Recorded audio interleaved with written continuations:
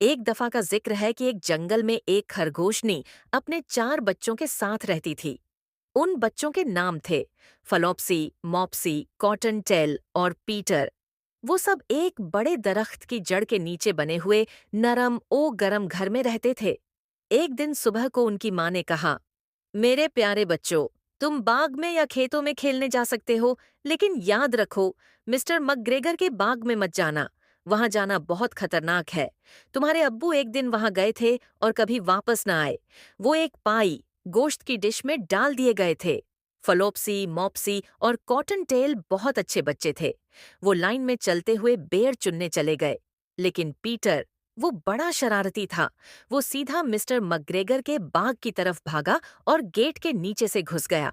बाग के अंदर जाकर उसने मजे से पत्तों वाली बंद गोभी खाई, फिर फलियां और उसके बाद कुछ मूलियां। पीटर बहुत खुश था, लेकिन अचानक मिस्टर मकग्रेगर ने उसे देख लिया। चोर, रुक जा! वो चिल्लाया और हाथ में बड़ी सी कुदाल लेकर पीटर के पीछे भागा। पीटर घबरा गया। वो बाग में इधर उधर दौड़ने लगा, लेकिन वो दरवाजा भूल चुका था जहां से वो अंदर आया था।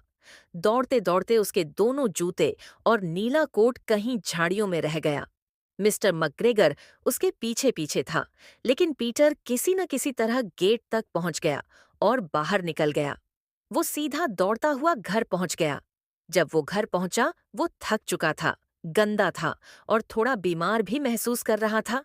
उसकी माँ ने उसे फौरन बिस्तर पर लिटाया और कहा, अब आराम करो, तुमने मेरी बात नहीं मानी। उसे कैमोमाइल फूलों की चाय पिलाई गई ताकि वो ठीक हो जाए।